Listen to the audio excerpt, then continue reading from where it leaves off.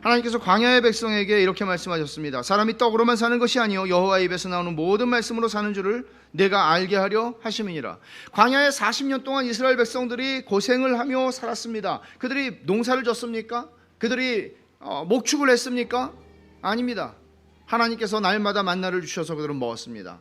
그리고 하나님께서 그것을 설명하시면서 40년 되었을 때 말씀하시기를 너네가 밥만 먹고 사는 존재가 아니다 라고 말씀하세요. 너희 하나님 말씀을 먹어야 된다. 만나를 통해서 하나님은 그것을 보여주신 것입니다. 중생하여 거듭나서 내 안에 영적 생명이 주어졌으면 우리에겐 육적인 생명이 있고 영적인 생명이 있는 거예요. 근데 영적인 생명이 있으면 육적인 생명이 있기 때문에 허기를 느끼듯이 영적인 생명도 영적인 생명이 있기 때문에 자라나야 하기 때문에 허기를 느끼죠. 하나님 말씀을 먹음으로써 채워지는 것입니다. 여러분이 이런 영적인 식욕을, 허기를 전혀 느낀 적이 없다면 여러분의 영혼은 죽어있을 가능성이 많습니다. 매우 위험한 상태에 있는 것이죠. 물론 우리의 게으름과 육적인 필요에 대한 민감함 때문에 우리의 영혼의 주림과 갈망이 늘 위협을 당합니다. 중생한 사람은 이런 영혼의 주림과 갈망이 있어요. 때로는 세상적인 것들에 의해서 위협을 당하고 질식을 당하기도 하지만 있어요. 그래서 하나님 말씀을 우리는 늘 먹어야 할 필요가 있는 것이죠. 그런데 중요한 것은 단순히 하나님 말씀을 읽는다, 묵상한다, 설교를 듣는다, 또는 암송한다, 또는 공부한다 하는 것으로 되는 건 아니에요. 자동적으로 그렇게 하는 우리의 삶 속에서 내가 성경에 많은 시간들을 투자한다고 해서 자동적으로 기계적으로 우리가 변하진 않아요. 이게 단순한 행위 이상이어야 된다는 얘기를 하는 것입니다. 어떻게 하면 그렇게 할 수 있을까요? 이제 일상에서 쉬운 예를 들어보면 애기 엄마들이 애들 밥 먹이는 거 쉽지 않아요. 근데 생각해 보세요. 왜 어려울까요? 배가 부르니까 그렇지 않겠어요? 애들이?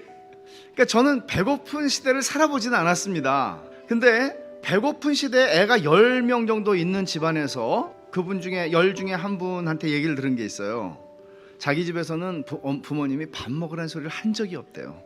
그냥 상을 차리면 메뚜기라고 그래야 되나요?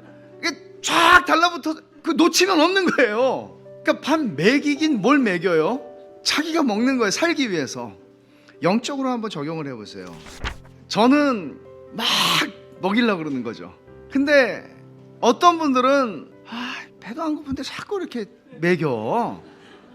지난주 거 소화도 안 됐는데 또 먹여. 이럴 수 있잖아요. 이럴 수 있잖아요.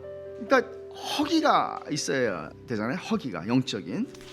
그러니까 우리의 영적인 어떤 허기 또는 갈증, 욕구, 욕망 이런 것들과 우리의 신앙이 굉장히 깊게 관련이 되어 있어요. 그래서 영적으로 허기를 느끼지 않으면 우리는 먹으려고 하지 않을 뿐만 아니라 먹는다 하더라도, 그러니까 성경 읽어야 되니까 읽어요. 또 묵상하라 묵상해요. 또 다 해요. 설교 듣고 다 해요. 근데 그 참 맛을 모르죠. 내 신앙을 진단할 때 내 영혼이 살아있다 그러면 허기가 있어야 되고요, 갈증이 느껴져야 되고요, 욕구와 욕망이 있는 거예요. 그러니까 예를 들어서 너 원하는 게 있니? 그러면 리스트가 한 10개 쫙 나와야 살아있는데 이럴 수 있잖아요.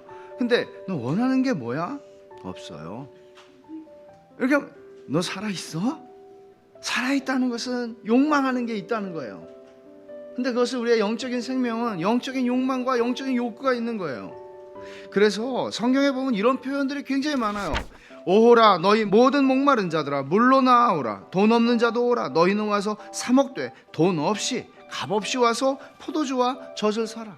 목마른 자들을 초대합니다. 목이 마르지 않은 자들에게 이게 무슨 의미가 있겠습니까? 돈은 없는데 목이 말라요. 오라는 거예요. 또 이사야 44장에 이렇게 말씀합니다. 나는 목마른 자에게 물을 주며 마른 땅에 시내가 흐르게 하며 나의 영을 네 자손에게 나의 복을 네 후손에게 부어주리니. 목마른 자에게 물을 주신다고 주님 말씀하세요. 근데 목이 안 말라요. 성령과 신부가 말씀하기를 오라 하시는도다. 듣는 자도 오라 할 것이요 목마른 자도 올 것이요 원하는 자는 값없이 생명수를 받으라. 원하질 않아요. 의에 줄이고 목마른 자는 복이 있나니 그들이 배부를 것임이라. 의에 줄이고 목마른 경험이 없어요.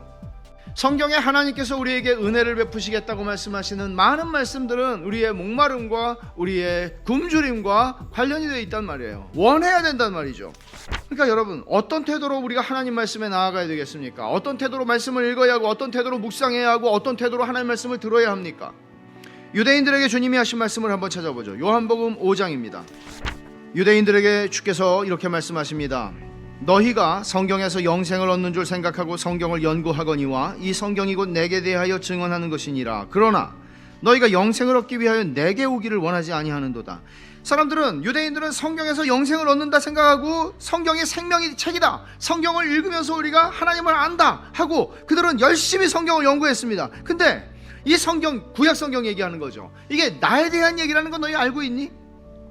내가 지금 여기 있잖아. 근데 너희는 내게로 오기를 원치를 않는구나. 그들은 성경으로 들어갔습니다. 그러나 주께로 가지 않았습니다. 이런 일이 일어난다는 거죠. 여러분들은 성경을 열심히 공부할 수 있습니다. 그러나 주께 나아가지 않을 수 있다는 얘기죠. 주님과 상관없는 성경 읽기, 주님과 상관없는 성경 암송, 공부, 듣기, 설교 듣기 가능하다는 얘기입니다. 그들은 성경으로 갔지만 주께로 가지 않았습니다. 그러니까 이렇게 고민할 수 있겠죠. 습관적으로 하나님 말씀을 열지 말고, 말씀을 열기 전에 여러분들이 성경을 읽을 때 여러분들의 영적인 배고픔과 목마름과 갈망과 욕구를 하나님께 먼저 아뢰는 것이 중요합니다. 그걸 점검하는 거예요. 언제나 허기를 느끼는 게 아니란 말이에요, 사실은. 그러면 그런 상태를 하나님께 가지고 나아가서 도움을 구하는 거예요.